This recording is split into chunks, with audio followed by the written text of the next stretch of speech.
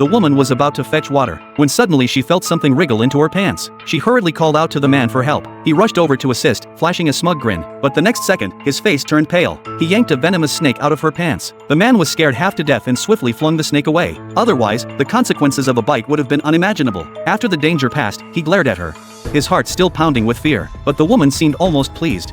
Seeing how fiercely he'd fought for her, now she'd never have to worry about being harmed on this deserted island. After fetching water, the man cut down a large bundle of leaves and busied himself. His focused work made the woman intensely curious. What wonderful thing could he be making? Yet when it was finished, she nearly laughed herself silly. The man had worked diligently all afternoon, only to wrap himself in leaves like a rice dumpling. She thought only a lunatic would do such a thing, but her laughter soon faded. The man pointed toward a nearby peacock and declared he was going hunting. The woman protested, "How could you eat such a beautiful creature?" But the man ignored her protests and strode swiftly toward the peacock. The woman could only console herself inwardly. He'll never catch it.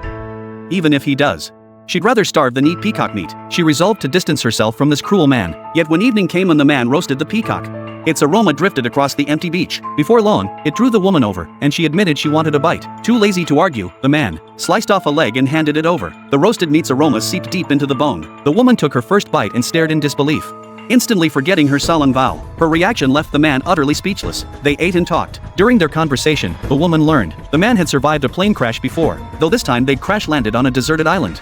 Fresh water and animals were available. Survival posed no real challenge. They only needed to wait for a passing plane and fire a signal flare to escape. The next morning, the woman awoke to a roaring sound, spotting an airplane overhead.